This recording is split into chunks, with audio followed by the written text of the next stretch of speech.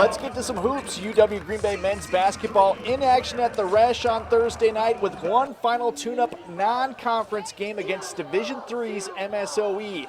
Mattis Doperak puts MSOE up 4-1 early. Green Bay down one now. Noah Reynolds drives to the bucket, gets the basket through contact, and one. Reynolds, don't give him any room at the top of the key or else he'll pop it from deep. Bam, Phoenix up 4.